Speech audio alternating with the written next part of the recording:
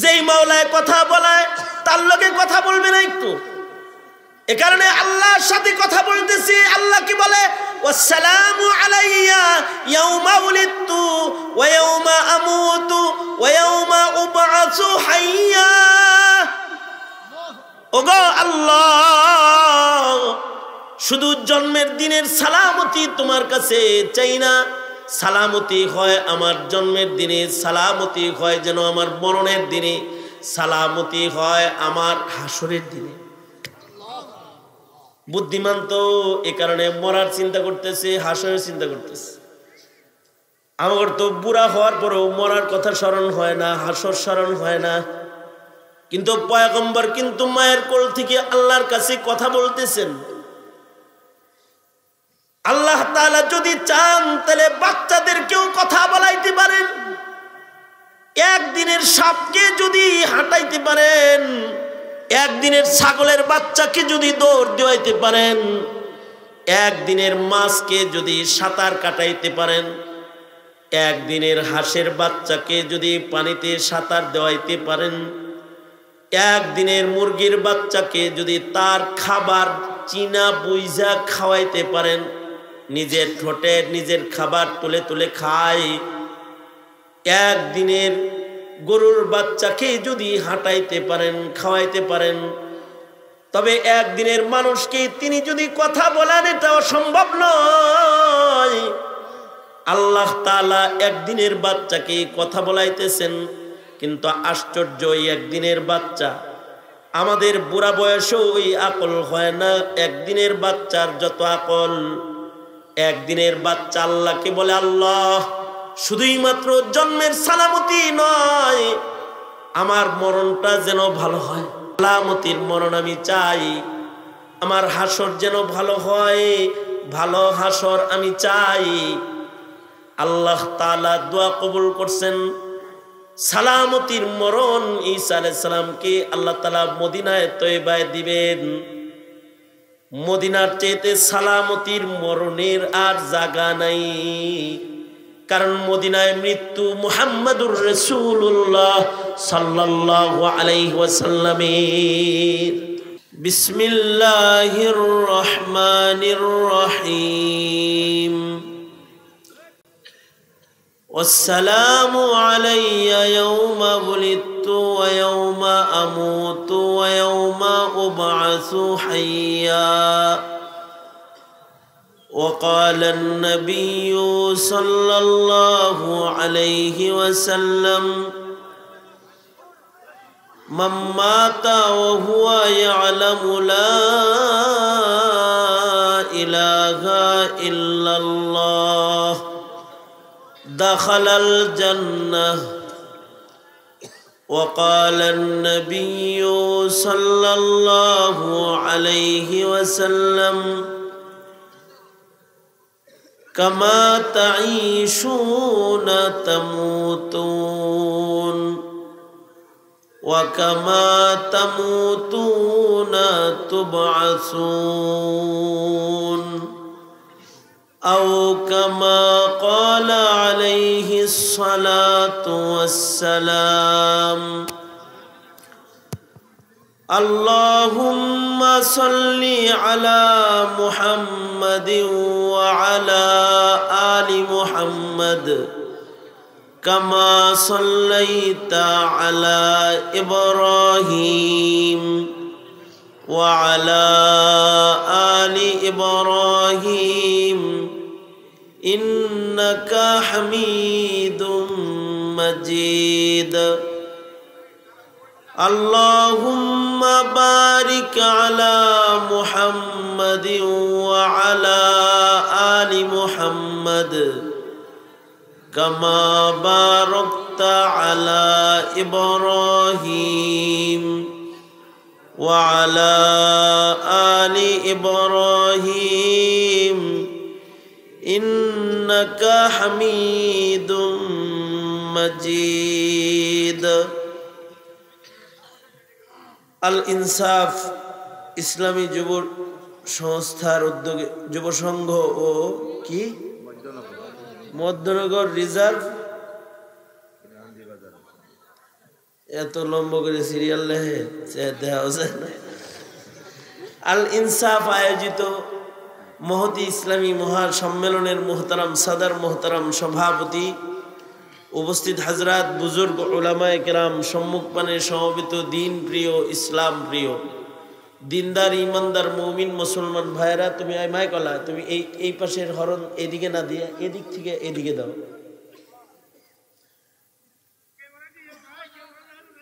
কোনো আওয়াজ নেই, আপাতত আওয়াজ করেন না, এমনি অস্থির লাগতেছে এই পর্যন্ত আসতে।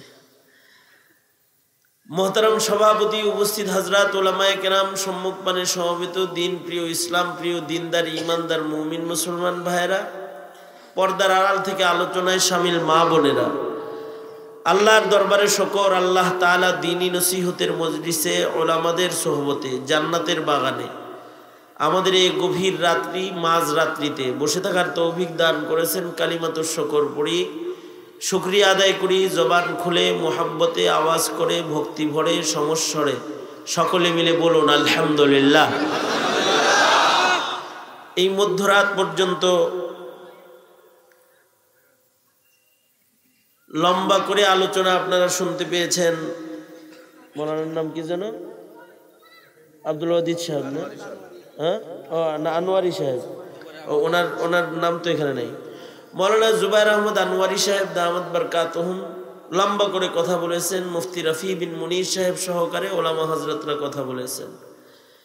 যারা এখানে লম্বা সময় কথা বলেছেন, আল্লাহ তাআলা তাদেরকে আজরে আজিম দান করেন। যা কিছু আলোচনা হয়েছে এর আমল যারা শুনেছে তাদেরকে তৌফিক দান করেন, আমিন বলেন। আমি গভীর রাত্রিতে আপনাদের সামনে বসেছি, বরকতের নিয়তে আয়াত ও হাদিস পড়েছি। এগুলো সামনে করে কিছু কথা আল্লাহ তাআলা এমন কিছু বলার তৌফিক দান করেন যা বলনেওয়ালা শুননেওয়ালা সকলের জন্য উপকারী হয়। আপনারা দোয়া করুন, আমিন। কোরআনে কারীমের ভেতরে এমন কিছু আয়াত আছে যে আয়াতগুলো, দুনো হাত উপরে তুলেন তো, মুতাওয়াজ্জিহান ইলা জিহাতিল হুজুর, ঠিক আছে, সোজা না যারা দেন দেখি, যাক না তো মনে হয়। জবান খুলে বলেন সুবহানাল্লাহ। এই যুবকরা জোরে গছ থাকে, মার দিব। সুবহানাল্লাহ, আলহামদুলিল্লাহ, লা ইলাহা ইল্লাল্লাহ, আল্লাহু আকবার। আল্লাহু আকবার যত জোরে বলা হবে তত ঈমান বৃদ্ধি পাবে। আল্লাহু আকবার। যত দূরে যাবে শয়তান তত দূরে যাবে। আল্লাহু আকবার। যত শক্তি নিয়ে বলবেন তত বাতিলের শক্তি কমতে থাকবে। আল্লাহু আকবার। মাশাআল্লাহ। এই যেমন আমার দিকে ছিলেন, এই যে আমি আমার আলোচনায় প্রবেশ করতেছি, আপনারা এই যে mobile TV group of industries limited নামাই দেবো, এখান থেকে সরাই দেবো, কিন্তু সরাই দেবো, ডিস্টার্ব দিলে সরাই দেবো, বেয়াজ্জতি করবো, লোক ভালো না।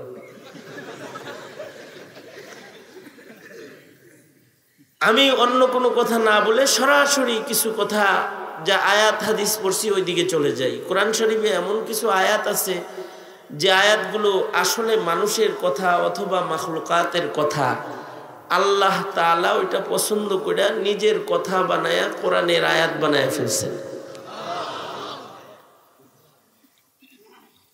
যেমন সূরা লুকমানের ভেতরে হযরত লুকমান আলাইহিস সালামের কিছু কথা আছে যা উনি ওনার সন্তানকে বাপ হিসেবে নসিহত করছিলেন। কথাগুলো আল্লাহর পছন্দ হয়ে গেছে, তো সূরা লুকমান দিয়া ওই কথাগুলো আল্লাহর কথা বানায় কোরআনের আয়াত বানায় দিয়েছে। সূরা জিনের ভেতরে কিছু কথা আছে যে কথাগুলো জিন্নাতদের কথা। আগে জিনেরা আসমানে যেতে পারতো, আকাশের দরওয়াজা খোলা ছিল, কিন্তু আমাদের নবীজির আগমনের পরে আকাশের দরজা বন্ধ হয়ে গেছে। এবার জিনেরা আর আসমানে যাইতে পারে না, আসমান থেকে চুরি চামারি করে কিছু শুনতে পারে না। ওরা জমিনে ঘোরাফেরা শুরু করলো, কেন আকাশের দরজা বন্ধ হয়েছে। যাইতে যাইতে ওরা মক্কায় চলে যায়, দেখে এক গ্রুপ মক্কায় যায় দেখে যে মক্কাতুল মুকাররমাতে আমার নবী বিশ্ব নবী মুহাম্মাদুর রাসূলুল্লাহ সাল্লাল্লাহু আলাইহি ওয়াসাল্লাম আমাদের নবীজি ফজরের নামাজে কোরআন মাজিদ পড়তেছে। ওরা আমাদের নবীর মুখে কোরআন শুনে সব কালেমা পড়ে মুসলমান হয়ে গেল, জিন শয়তানরা সব মুসলমান হয়ে গেছে। আর নিজেদের জিন জাতির কাছে যা বলে, জানো জানো আকাশে কেন যাইতে পারি না জানো কি? আসমানে এখন আর যাওয়ার কোনো দরকার নাই, বিশ্বনবী আয়া পড়ছে কোরআন লইয়া, ইন্না সামি'না কুরআনান আজাবা, আমরা আশ্চর্য কোরআন শুনে এসেছি, চলো তোমাদেরও কোরআন শোনাই। এইভাবে করে জিনদের দলে দলে মুসলমান হয়েছে। জিনেরা যে কথাগুলা বলছে ওই কথাগুলো আল্লাহর পছন্দ হয়ে গেছে। আল্লাহ তাআলা ওই কথাগুলোকে নিজের কথা বানায়া সূরা জিনে আয়াত হিসাবে দান করেছেন। সূরা নমলের ভেতরে পিপিলিকার কথা আছে, পিঁপড়ার কথা আল্লাহর পছন্দ হয়েছে তো আল্লাহ তাআলা নিজের কথা বানায়া ফেলেছেন। আমি যে আয়াতটা এখন তেলাওয়াত করেছি আপনাদের সামনে, আয়াতটা আসলে ঈসা নবীর কথা। আল্লাহর কাছে পয়গম্বর ঈসা আলাইহিস সালামের কথাগুলো পছন্দ হয়েছে। কালাম তো ঈসার, কিন্তু আল্লাহ তাআলা ওগুলোকে কালামুল্লাহ বানাইছেন, আল্লাহ নিজের কথা বানায়া ফেলেছেন। এবং আল্লাহ তাআলা ওই কথাগুলোকে হাবিবুল্লাহর সিনার উপরে ওহী বানায়া নাজিল করছেন। আসলে মৌলিকভাবে কথাগুলো ঈসা নবীর মুখের কথা। ঈসা আলাইহিস সালাতু ওয়াস সালাম জন্মের পরে কথা কইছেন। এই পৃথিবীতে আমরা কিন্তু জন্মের সাথে সাথে কথা বলি না। মানুষের কথোপকথনের একটা সময় আছে, সেই সময়েই মানুষ কথা বলে। কিন্তু এই পৃথিবীতে কিছু মানুষ আছে যারা সময় হওয়ার আগে কথা কইছে, অর্থাৎ মায়ের কোলে দোলনার ভেতরে কথা বলেছে কিছু মানুষ। লাম ইয়াতাকাল্লাম ফিল মাহদি ইল্লা সালাস, মায়ের কোলে দোলনার ভেতরে কথা বলেছে তিনজন, তাদের ভেতরে একজন হলো ঈসা নবী। পয়গম্বর ঈসা আলাইহিস সালাতু ওয়াস সালাম অস্বাভাবিক কায়দায় জন্ম। ওনার কিছু বৈশিষ্ট্য, ঈসা নবীর কিছু বৈশিষ্ট্য, একটা বৈশিষ্ট্য হলো বাপ ছাড়া ওনার জন্ম, আর একটা বৈশিষ্ট্য হলো উনি মায়ের কোলে কথা কইছেন। এই পৃথিবীতে সব, আমি কিন্তু তোমারে দেখতেছি, অন্ধ হুজুর না কিন্তু আমি। ঈসা নবীর একটা বৈশিষ্ট্য হলো ঈসা পয়গম্বরের বাপ নাই। বাপ ছাড়া আল্লাহ তাআলা পয়গম্বর ঈসাকে দুনিয়ায় জন্মদান করেছেন। আল্লাহর সাধারণ নিয়ম হলো মানুষ জন্ম হইতে বাপ মা দুইজন লাগে, কিন্তু এই সাধারণ নিয়ম পরিবর্তন করে পয়গম্বর ঈসা আলাইহিস সালামকে আল্লাহ তাআলা দুনিয়াতে আনছেন শুধু মার মাধ্যমে। বাপ নাই। আল্লাহ যে বাপ ছাড়া পয়গম্বর ঈসাকে জন্ম দিলেন, এটা কি আল্লাহর জন্য অসম্ভব না সম্ভব? আল্লাহর জন্য অসম্ভব কিছু আছে? ইকো দেও নাই তো আবার? ইকো মাইকলা ইকো দিছ নাকি? ইকো দিছ? হ্যাঁ, আওয়াজ ভাষায় দিছ? ভাষায়ও দিবা না, ইকো দিবা না, স্টিল করো আওয়াজ। ঈসা আলাইহিস সালামকে আল্লাহ তাআলা মায়ের কোলে কথা বলাইছেন। আল্লাহর জন্য সম্ভব না অসম্ভব? আল্লাহর জন্য অসম্ভব কি কি আছে? সব কিছু যার জন্য সম্ভব তিনি কে? আরো জোরে বলেন। কারণ কি আল্লাহ কি অক্ষম না সক্ষম? জোরে আওয়াজ করে বলেন। সক্ষম কে? একমাত্র সক্ষম কে? আরো জোরে। জোর হলো না? জোরসে বলেন আরো জোরে। মার্কা নাকি? তালে তালে, জোরে জোরে। একমাত্র সক্ষম কে? আর আমরা কি সক্ষম না অক্ষম? আমরা হলো অক্ষম গ্রুপ অফ ইন্ডাস্ট্রিজ লিমিটেড। শুধু কি আমরাই অক্ষম না, দুনিয়ার সবাই অক্ষম? সব মাখলুক অক্ষম। সক্ষম খালেক তিনি কে? এমনকি আমেরিকার প্রেসিডেন্ট জো বাইডেন তিনি কি সক্ষম না অক্ষম? তার অক্ষমতা কি পদে পদে বোঝা যায় না? পদে পদে ডেইলি বুঝে যায় যে হে অক্ষম। যখন খালি বাথরুমে চাপ দেয় তখনই বোঝা যায় অক্ষম। যত বড় শক্তিশালী মানুষ হোক, যদি খালি পেটে কামড় দেয় তাহলে বোঝা যায় অক্ষম গ্রুপের সভাপতি। কারণ কাপড় চোপড় সব খুলে দৌড় দেয়। কারণ মানুষের অক্ষমতা এমন যে দুইটা ছিদ্র কন্ট্রোল করার ক্ষমতা মানুষের নাই। দেশ কন্ট্রোল করে, দুনিয়া কন্ট্রোল করে, কিন্তু নিজের ছিদ্রই কন্ট্রোলের কিন্তু খালি যদি ডায়াবেটিসের রোগী হয় আর যদি মোতায় চাপ দেয়, জাগার উপরে খাড়ার উপরে কাপড় শেষ। কারণ সক্ষম নাকি অক্ষম? এই শোনেন শোনেন, একটা গল্প শুনেন, ওয়াজটা একটু পরে করি। আমাদের মাদ্রাসাগুলো আছে না, মাদ্রাসার ছেলেরা ছুটি নেয়, পড়ার তালে থাকে তো সব। কারোর যদি 1 নাম্বার আসে তাহলে এক আঙ্গুল দেয়, তার মানে হলো হুজুর আমি মরতে যাব। 1 নম্বর। কখনো কখনো 2 আঙ্গুল উঠায়। এটার অনুবাদ হইল, আপনারা বললেন না আমি বলি, এটার অনুবাদ হলো হুজুর আমি 2 কাম করতে যাব। মানে হইল হাগুম সাথে মতুম। এটা এমন একটা কেস, এখানে যদি আমেরিকার প্রেসিডেন্ট যায় বৈশা কয় যে আমি আমেরিকার প্রেসিডেন্ট, আমি 1 ডেলিভারি দেব, 1টা ডেলিভারি, আমি শুধু হাগু করব, মতো করব না। হে যতই চাফাচাফি করুক তারপরও 1 ফোঁটা বাইর হয়েই যায়। আচ্ছা এই যে বাইর হইব এটা করে কে?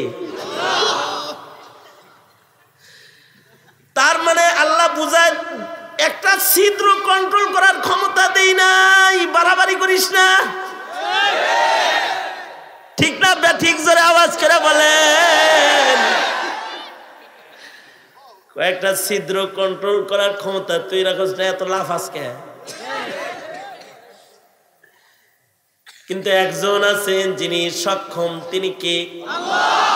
আরো জোরে। সে আল্লাহ যদি চায় তাহলে বাপ সারা সন্তানও দুনিয়ায় পাঠাইতে পারে কিনা? ঈসা আলাইহিস সালামকে বাপ সারা পাঠাইলেন। হযরত মরিয়ম বলে ইয়া লাইতানি মিতু ক্বাবলা হাযা ওয়া কুনতু নাসিয়াম মাসিয়া। ওগো আল্লাহ এটা কি করলাম, স্বামী সারা বাচ্চা দিলাম, বল মুডাকে। আমাকে যখন কেউ জিজ্ঞাসা করবে বাচ্চা করতে গাইছে আমি কি বলবো? আল্লাহ তাআলা বললেন টেনশন তো তোমার না, বলা মতো আমি, তুমি বলবা আমি রোজা রাখছি। কথা বলা যাইব না, আমার কথা বলা নিষেধ। জমানার নিয়ম হলো যারা রোজা রাখে তাদের কথা বলা নিষেধ। আমগর রোজা তো অটোমেটিক রোজা, মোটামুটি অটোমেটিক। আমগর রোজায় খাওয়ানো যায়, আমগর রোজা রমজান মাসে চাদরটা না খাইলে এটা মনে করে যে এটা খাওয়ানো যায়। মানে দেখবেন যে হোটেলের সামনে বোরকা। তা আমাদের রোজায় তো সব চলে। রোজা রাখা গান শুনতেছে, রোজা রাখা সিনেমা দেখতেছে, রোজা রাখা মিছা কথা বলতেছে, রোজা রাখা ঘুষ খাইতেছে। তবে হাতে ধরে না, আমি রোজা তো এখানে দেন।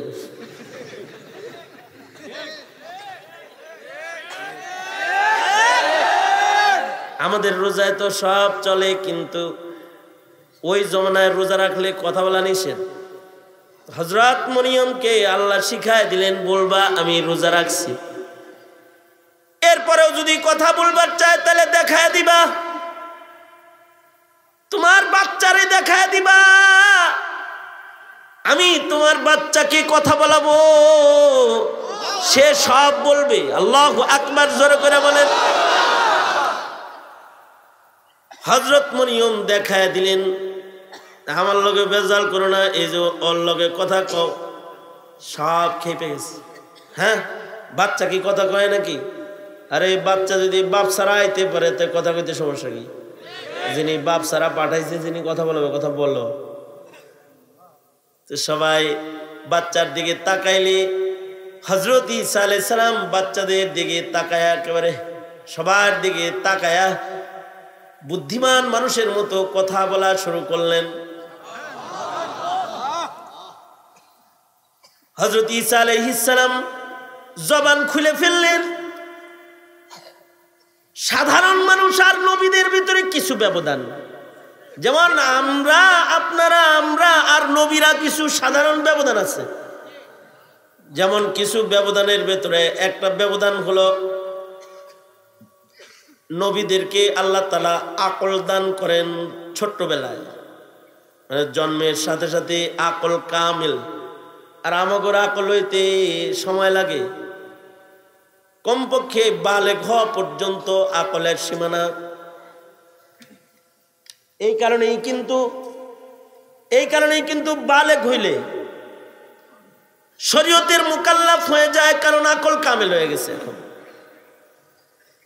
বালেগ হওয়ার পরে কেউ যদি এক ওয়াক্ত নামাজ কাজা করে, হিসাবের আওতায় এক ওয়াক্ত নামাজের জন্য দোজখের আগুনে জ্বলতে হবে।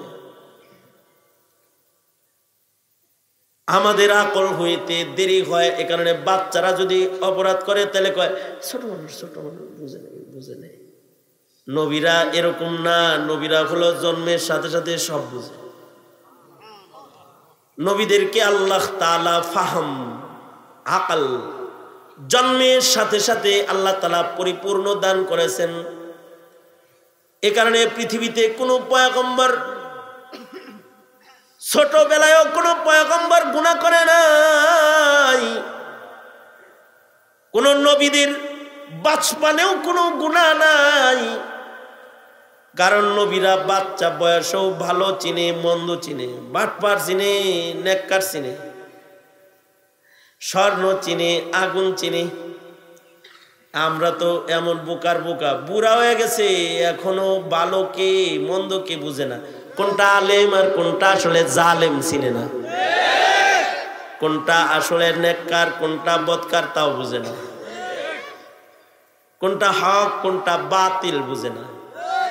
কুতুব বাগি, রাজার বাগি, দেওয়ান বাগির কাছে মুড়ি দইছে পিসাব মনে করে, কোনটা ভালো মন্দ, বুড়া হয়ে গেছে তারপরেও বুঝে না, থুরা অল্প বুঝে না।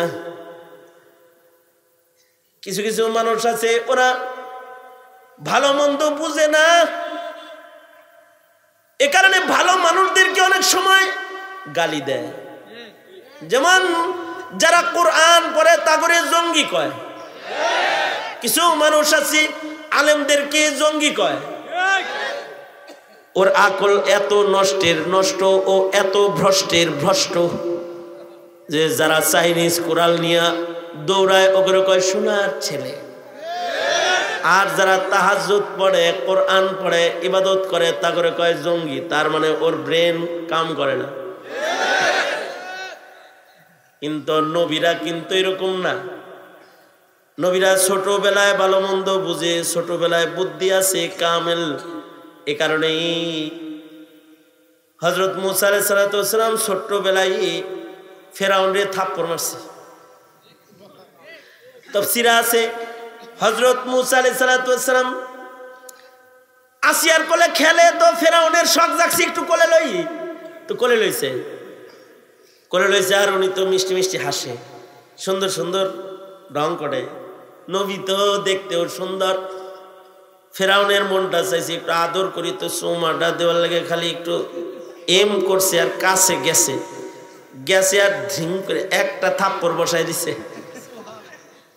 থাপ্পড়টা খাইয়ে তো ফেরাউন চিল্লান দিছে, হ্যাঁ আসিয়া, এই যে এইটা সেইটা যেটা খুঁজি, দেখছো আমারে চিহ্ন ফেলাইছে, আমারে মারছে, আমারে মার দিছে। ফেরাউন নিজে এটাই বুঝাইতে চায় আমি যে একটা আস্তা শয়তান ও চিনা লাইছে, এটা বলতে চায় আর কি, যে আমারে চিনা লাইছে, এই জন্য আমারে মার দিছে, এটা সেটা। হযরত আসিয়া বলে বাচ্চার উপরে ইলজাম, বাচ্চা মানুষকে এত কিছু বুঝে নাকি? তুমি আসলে লোকটা আসলে তো দুষ্ট, ওই জন্য বাচ্চা মারার ফান পাচ্তেছ। আর কি আকল বুদ্ধি আছে নাকি? না না আকল আছে, চিনা লাইছে আমারে। তাহলে আকল পরীক্ষা করো। পয়গম্বর মূসা আলাইহিস সালামের আকল পরীক্ষা করার জন্য স্বর্ণ আগুন সামনে রাইখা ছাইরা দিছে। আশ্চর্য, পয়গম্বর চিন্না বুজ্জা স্বর্ণের দিকে যাইতেছে। আল্লাহ তাআলা জিবরাইল রে পাঠায়, কয় ঠেকা, বুদ্ধি এনে দেয়তে কইছে কি, এখন বুদ্ধি দেয়ালে গলা কাটবো, গলা কাটবো। হযরত জিবরাইল আইসা হাত ঘুরাইয়া দিছে, যাইতেছিল স্বর্ণের দিকে, এটা আগুনের কয়লায় লাগাই দিছে। মানুষের খাসিলত, বাচ্চাদের খাসলত হইল যেটা হাতে লয় ওটা মুখে দেয়। তা আগুনের কয়লা হাতে লইছে, এটা মুখে দিয়ে দিছে, সাথে সাথে মুখ পুড়ে গেছে, হাত পুড়ে গেছে, তুতলা হয়ে গেছে। আল্লাহ তাআলা কালিমুল্লাহ বানায় জাযা দিয়ে দিছে, তোতলা বানাইলাম কিন্তু তোমাকে কালিম বানাইলাম, তোমাকে কালিমুল্লাহর দপ্তরে নিলাম। আকল কিন্তু বাচ্চা বয়সে কামিল, সব চিনি। আমরা কিন্তু বাচ্চা বয়সে কিচ্ছু চিনি না। মা বাচ্চারে খেলতে দিয়া পাকের ঘরে গেছে, আইসা দেখে যে কামটা কইরা নিজের গায়ে নিজেই সব মাখতেছে, খাইতেছে, সুন্দর খেলতেছে। কামটা করে বুঝছেন, খেলতে দিয়ে গেছে তো মা, ও বাথরুম করছে, নাড়তেছে খুব সুন্দর, হালো ছিল না, বাথরুম ছিল না। নবীরা এরকম না, নবীদেরকে আল্লাহ তাআলা বাচপানে আকল দেন। পৃথিবীতে দুইজন বাচপানে নবুয়ত পেয়েছেন, একজন হলেন হযরত ইয়াহইয়া আলাইহিস সালাম, যাকে বাচ্চা বয়সে নবুয়ত দান করেছেন আল্লাহ তাআলা। আর আরেকজন হলেন হযরত ঈসা আলাইহিস সালাতু ওয়াস সালাম। ঈসা আলাইহিস সালাতু ওয়াস সালামকে বাচ্চা বয়সে নবুয়ত দিবেন, মায়ের কোলে নবুয়তি পাইছেন, মায়ের কোলে কথা বলেছেন। সবাইকে ধাতানি দিয়ে বলতেছে, সাবধান, কেউ কথা বলবি না, আমার পরিচয় নিয়ে ভাবতেছিস, নিজে করে নিয়ে ভাব। ইন্নী আব্দুল্লাহ, আমি আল্লাহর বান্দা, সাধারণ বান্দা না। আতানিয়াল কিতাবা ওয়া জাআলানি নাবিয়্যা, আল্লাহ তাআলা আমাকে নবুয়ত দান করেছেন, আমাকে কিতাব দান করেছেন। আল্লাহু আকবার, জোরে করে বলেন। আমি তোদের শিক্ষক, নামাজ পড়তে বলি নামাজ পড়বি, যাকাত দিতে কই যাকাত দিবি, মার দিকে চাবি না। আমি মার বাধ্য সন্তান, সব বইলা সব সেটআপ দিয়ে ফেলাইছি। এবার পয়গম্বর মায়ের কোল থেকে শুধু পাবলিকের লোকে কথা কয় না, আকল কামেল তো আল্লাহর লোকে কথা বলা শুরু করছে। যেই মাওলায় কথা বলায় তার লোকে কথা বলবে না একটু। এ কারণে আল্লাহর সাথে কথা বলতেছি। আল্লাহ কি বলে, ওয়াসসালামু আলাইয়া ইয়াউমা উলিদতু ওয়া ইয়াউমা আমুতু ওয়া ইয়াউমা উবআসু হাইয়া। ওগো আল্লাহ, শুধু জন্মের দিনের সালামতি তোমার কাছে চাই না, সালামতি হয় আমার জন্মের দিনে, সালামতি হয় যেন আমার মরণের দিনে, সালামতি হয় আমার হাসরের দিনে। বুদ্ধিমান তো এ কারণে মরার চিন্তা করতেছে, হাসরের চিন্তা করতেছে। আমার তো বুড়া হওয়ার পরেও মরার কথা স্মরণ হয় না, হাসর স্মরণ হয় না। কিন্তু পয়গম্বর কিন্তু মায়ের কোল থেকে আল্লাহর কাছে কথা বলতেছেন। আল্লাহ তাআলা যদি চান তাহলে বাচ্চাদেরকেও কথা বলাইতে পারেন, একদিনের সাপকে যদি হাঁটাইতে পারেন, একদিনের ছাগলের বাচ্চাকে যদি দৌড় দেওয়াইতে পারেন, একদিনের মাছকে যদি সাঁতার কাটাইতে পারেন, একদিনের হাঁসের বাচ্চাকে যদি পানিতে সাঁতার দেওয়াইতে পারেন, একদিনের মুরগির বাচ্চাকে যদি তার খাবার চিনা বুইঝা খাওয়াইতে পারেন, নিজের ঠোঁটে নিজের খাবার তুলে তুলে খায়, একদিনের গরুর বাচ্চাকে যদি হাঁটাইতে পারেন, খাওয়াইতে পারেন, তবে একদিনের মানুষকে তিনি যদি কথা বলেন এটা অসম্ভব নয়। আল্লাহ তাআলা একদিনের বাচ্চাকে কথা বলাইতেছেন, কিন্তু আশ্চর্য ওই একদিনের বাচ্চা, আমাদের বুড়া বয়সেও ওই আকল হয় না একদিনের বাচ্চার যত আকল। একদিনের বাচ্চা আল্লাহকে বলে, আল্লাহ শুধুই মাত্র জন্মের সালামতি নয়, আমার মরণটা যেন ভালো হয়, সালামতির মরণ আমি চাই, আমার হাসর যেন ভালো হয়, ভালো হাসর আমি চাই। আল্লাহ তাআলা দোয়া কবুল করছেন, সালামতির মরণ ঈসা আলাইহিস সালামকে আল্লাহ তাআলা মদিনায় তয়বায় দিবেন। মদিনার চেয়েতে সালামতির মরণের আর জায়গা নাই, কারণ মদিনায় মৃত্যু মুহাম্মাদুর রাসূলুল্লাহ সাল্লাল্লাহু আলাইহি ওয়াসাল্লামের। সবচেয়ে সালামতির জায়গা হলো মদিনাতুল মুনাওয়ারা। এ কারণে ঈসা আলাইহিস সালাতু ওয়াস সালামের মরণ মদিনায় হবে। ঈসা আলাইহিস সালাম সম্পর্কে বড় বড় তিনটা আকীদা, যেই আকীদাগুলো না জানার কারণে মুসলমানও খ্রিস্টান হয়। একটা আকীদা হলো ওনার বাপ নাই, কামাসালি আদম। 2 নম্বর আকীদা হলো উনি মরেন নাই, উনি চতুর্থ আকাশে আছেন। আল্লাহু আকবার বলেন। কে পালতেছেন? কে? আল্লাহর জন্য সম্ভব না অসম্ভব? আরেকটা আকীদা হলো ঈসা আলাইহিস সালাম আবার আসবেন, কিয়ামতের পূর্বে তিনি আসবেন। আল্লাহর রাসূল সাল্লাল্লাহু আলাইহি ওয়াসাল্লাম হযরত ঈসা আলাইহিস সালামের কবরের জায়গাও দেখায় দিয়ে গেছেন। নবীজির হুজরার ভেতরে, হুজরায়ে আয়েশা ঈসা আলাইহিস সালামের কবরের জায়গা আছে। ওখানে মোট 4টা কবরের জায়গা, 3টা কবরের জায়গা পূরণ হয়েছে, একটা কবরের জায়গা খালি আছে। আমাদের নবী আলাইহিস সালাম শুয়ে আছেন, পাশে আবু বকর ওমর, একটা জায়গা ফাঁকা আছে যেখানে কবর হবে ঈসা আলাইহিস সালামের। আসমান থেকে ঈসা আলাইহিস সালাম অবতরণ করবেন, দামেস্কের জামে মসজিদে তিনি ছাদের উপরে নামবেন আকাশ থেকে, দাজ্জালকে কতল করবেন, মদিনায় আসবেন, সারা দুনিয়ায় কালেমার পতাকা উড়াইবেন।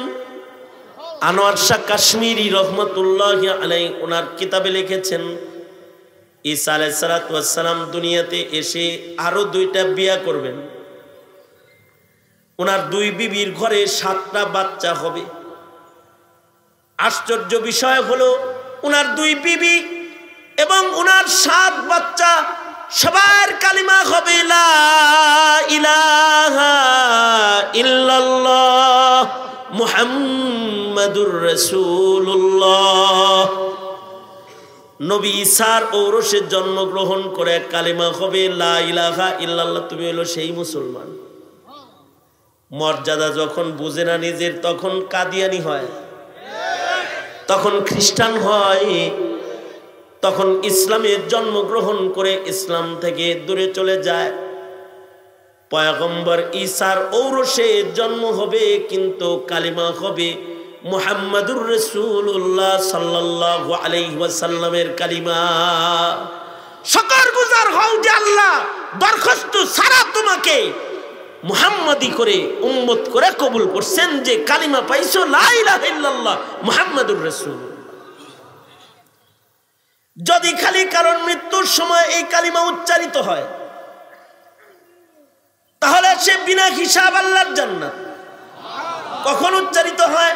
মরণের সময় যদি কারোর মুখে এটা বাইর হয়, লা ইলাহা ইল্লাল্লাহ, লা ইলাহা ইল্লাল্লাহ।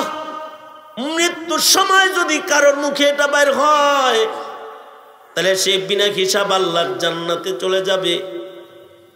এমনকি হাদিস শরীফে আছে, এই কালিমা যদি কারোর হৃদয়ের ভেতরে মরার সময় থাকে, তাও সে জান্নাতে যাবে। মাম্মাতা ওয়া হুয়া ইয়ালামু লা ইলাহা ইল্লাল্লাহ, যে মারা গেল তার হৃদয়ে আছে লা ইলাহা ইল্লাল্লাহ, তো দাখালাল জান্নাহ, সে জান্নাতি হয়ে যাবে। তবে আশ্চর্য বিষয়, সবার হৃদয়ে লা ইলাহা ইল্লাল্লাহ মরার সময় থাকে না, সবার মুখে লা ইলাহা ইল্লাল্লাহ উচ্চারিত হয় না।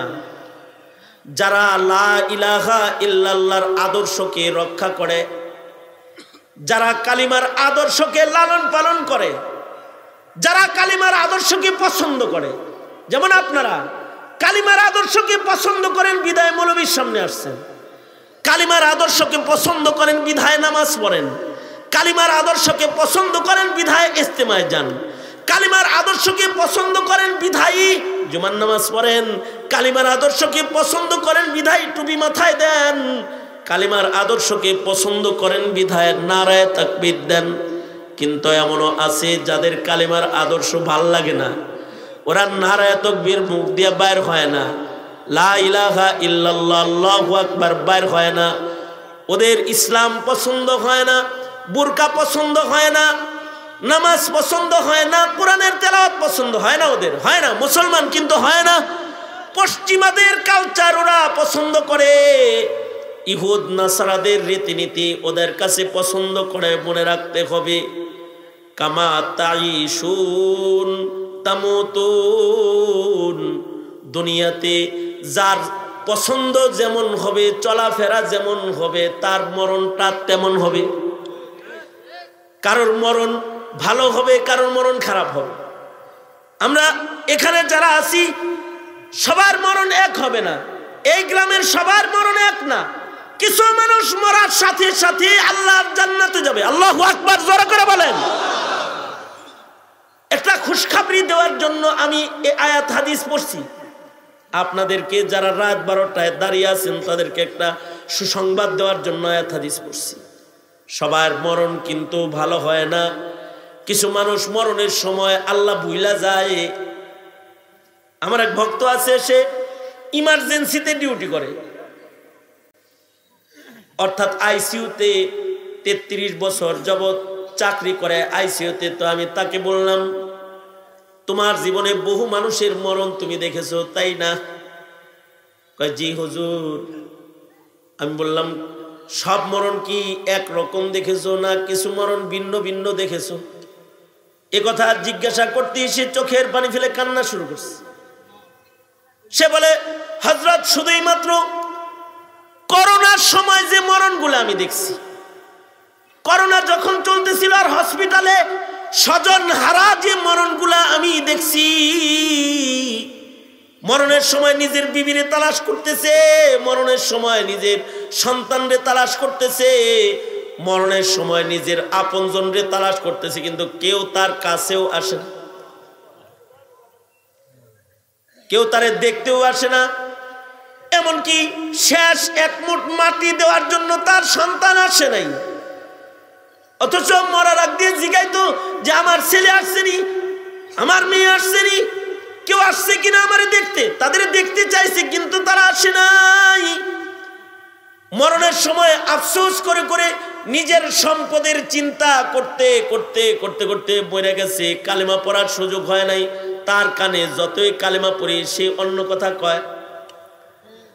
আর এমন মরণও দেখেছি, সন্তান বিবি চতুর্দিক দিয়ে দাঁড়ায় রয়েছে আর তারে ডাকতেছে আব্বা আব্বা, তারে ডাকতেছে। তার বিবি তার কদমের উপরে পইরা কাঁদতেছে আর বলতেছে, স্বামী চইলা যাইতেছ, আমারে মাফ করে দিয়ে যাও।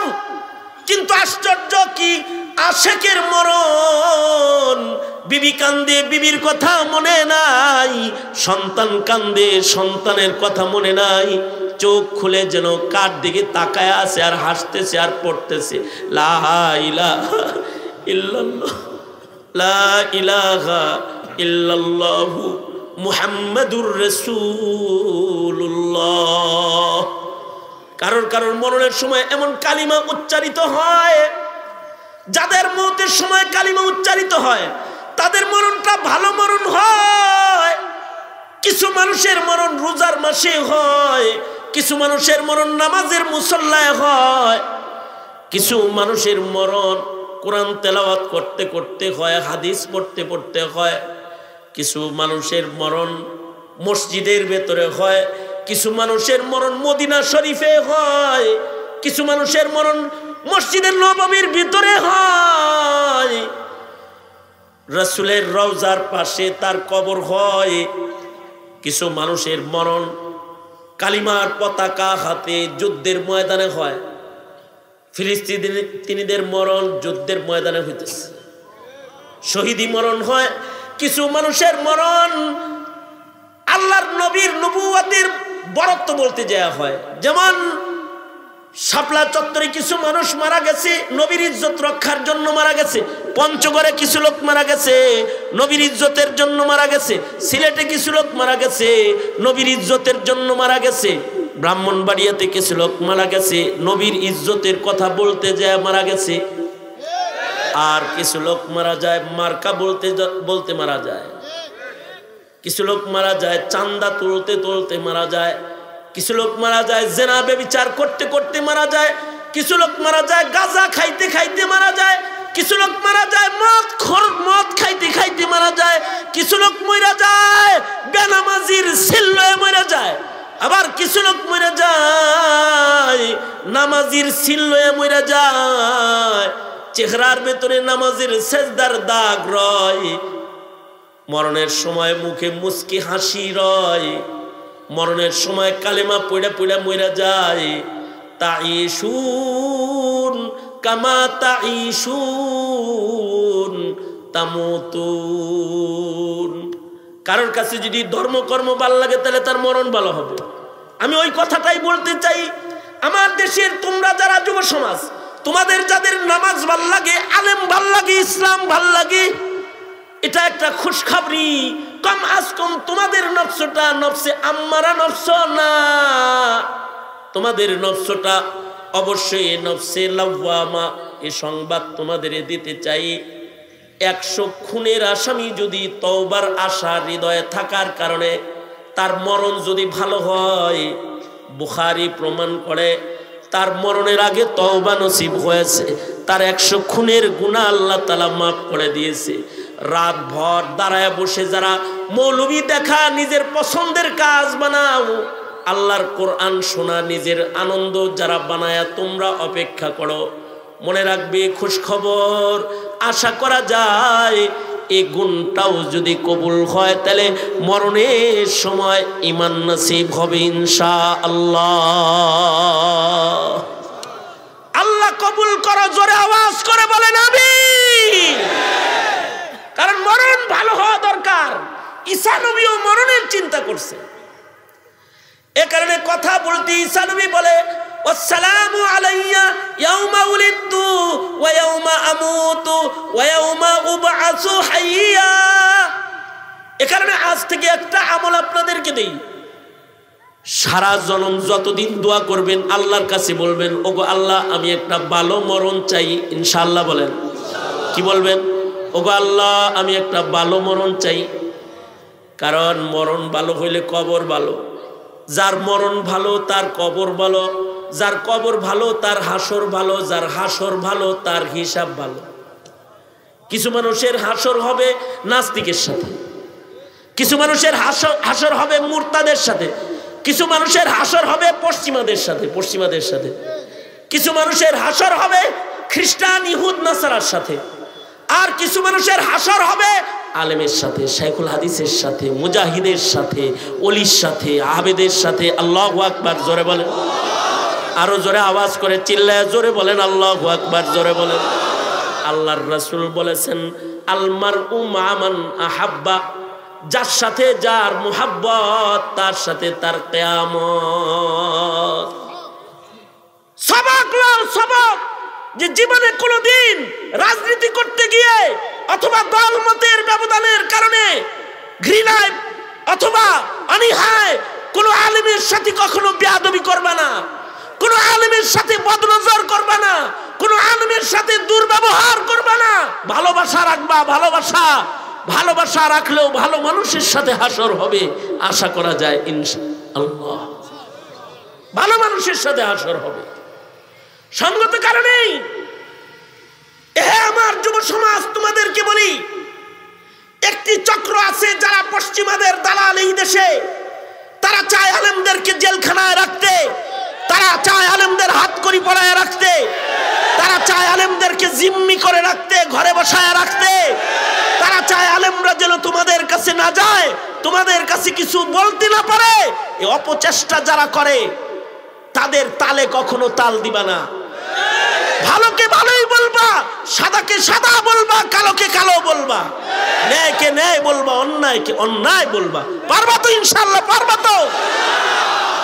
এই যে মানসিকতা, এই মানসিকতার অনেক দাম। হাসর ভালো হবে ইনশাআল্লাহ, হাসর ভালো হবে। তাহলে দুইটা জিনিস সব সময় চিন্তায় রাখবো। আমাদের দোষ হলো আমরা জন্মের সময় খুব চিন্তা করি। একটা বাচ্চার জন্ম হওয়ার আগে তার জন্মটা কেমন হবে এটা নিয়ে চিন্তা করি, বারবার গাইনি ডাক্তারের লগে যোগাযোগ। বাচ্চাটার জন্ম ভালো বানানোর জন্য প্রয়োজনে মার পেট কাইটা ফেলায়, কিন্তু যেই বাচ্চাটা আসলো এর জন্ম অতটা ইম্পর্টেন্ট না যতটা গুরুত্বপূর্ণ তার মৃত্যু। কিন্তু তার মরণের চিন্তা করে নাই।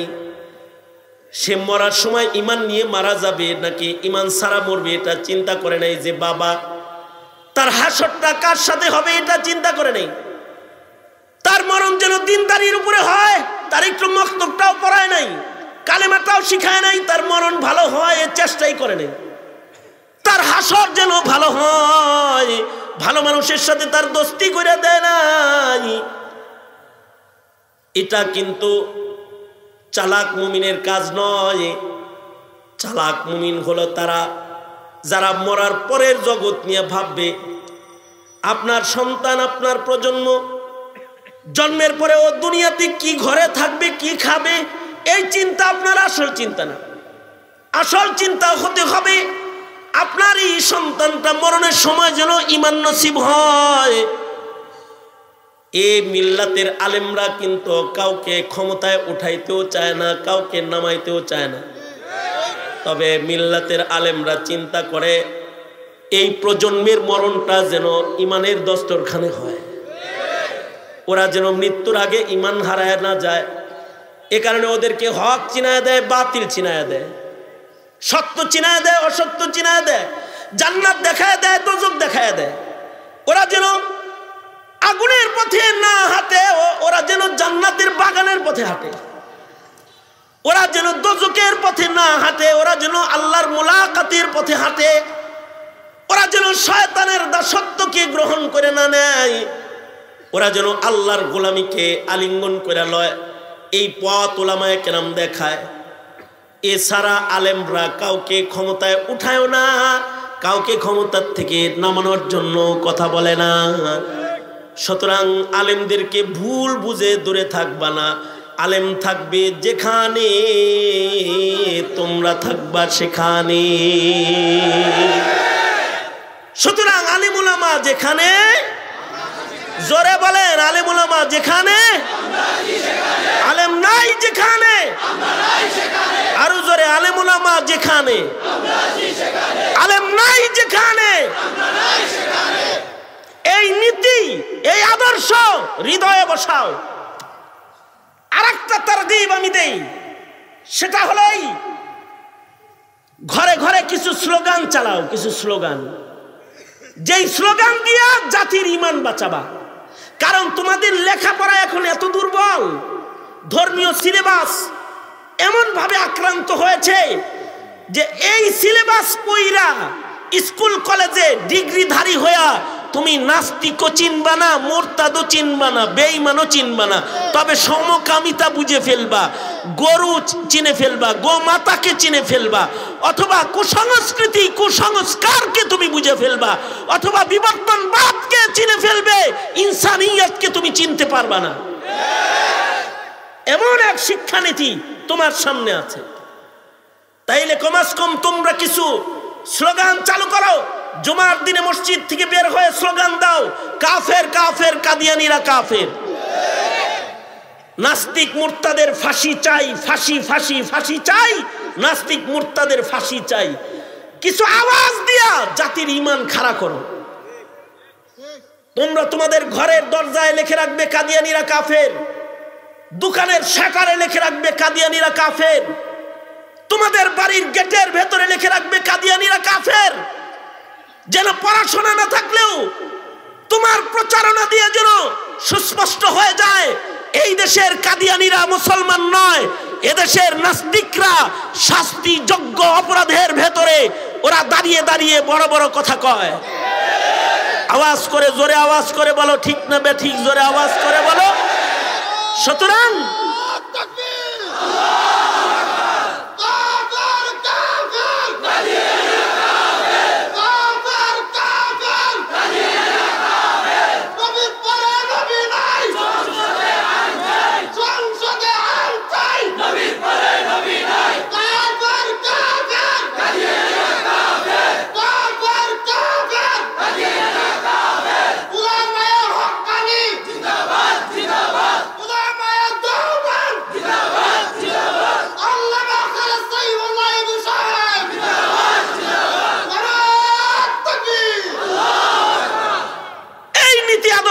ঠিক করো। এতেও আমাদের এই যুব সমাজ প্রজন্ম যারা, ওদের ঈমান বাঁচবে। ওদেরকে যদি নাস্তিক মুরতাদরা দাওয়াত দেয়, ওরা ঘাটটা ধইরা দিয়া বলবে এইটা 90% মুসলমানের দেশ, শাহজালাল শাহ মাখদুমের দেশ, লাখো আউলিয়ার দেশ, বাজে দাওয়াত দিতে আসলে ঘাড় মটকা দিয়ে বাউন্ডারির বাইরে পাঠায় দেবো একেবারে।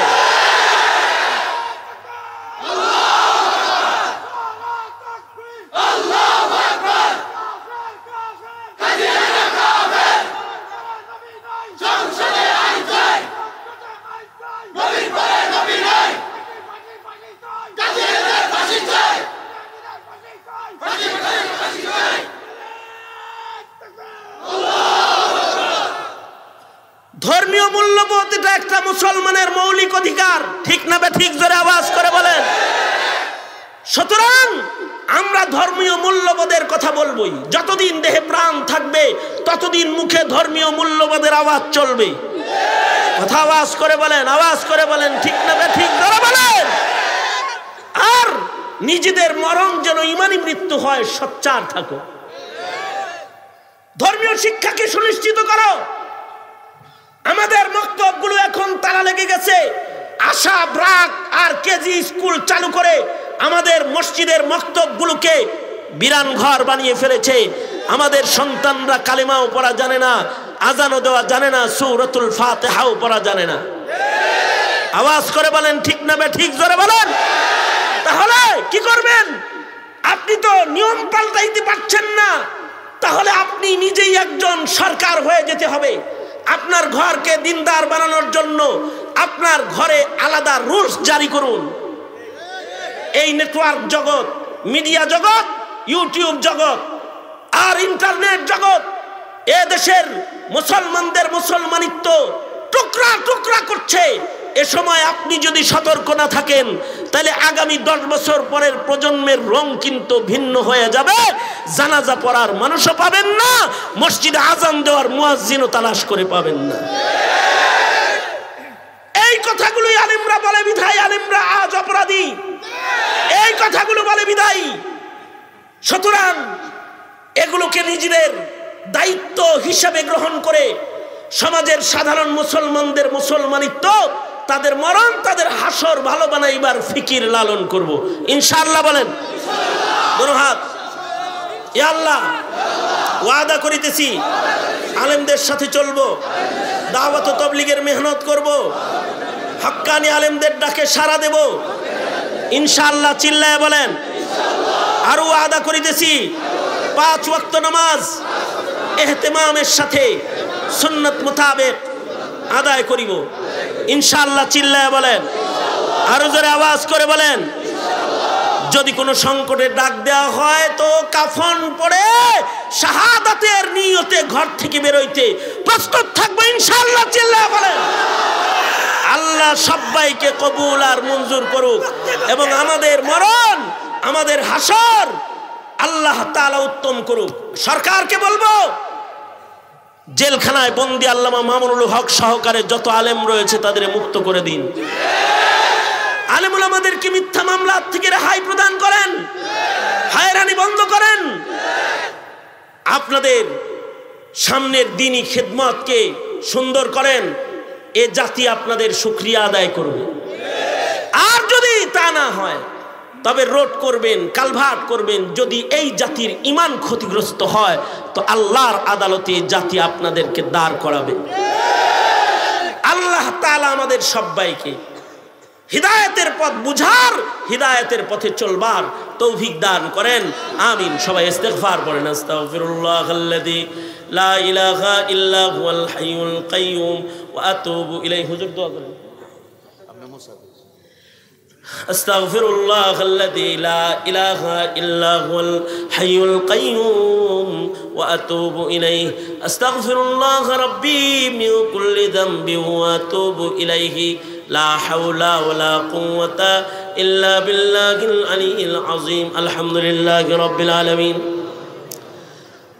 والصلاة والسلام على سيد الأنبياء والمرسلين محمد وعلى آله وأصحابه أجمعين। রাত 1টা বেজে গেছে প্রায়। রব্বে করিম নজর করে তাকায় দেখো হাজার হাজার যুবকদের ঢল। রব্বুল আলামিন আরামের ঘুম হারাম করে উলামাদের কথা শুনতে খোলা আকাশের নিচে কুয়াশার ভেতরে দাঁড়িয়ে বসে যারা মাহফিলের সংযুক্ত রয়েছে, এই সকল আশেকানদেরকে সাথে লইয়া, তোমার আশেক প্রেমিকদেরকে লইয়া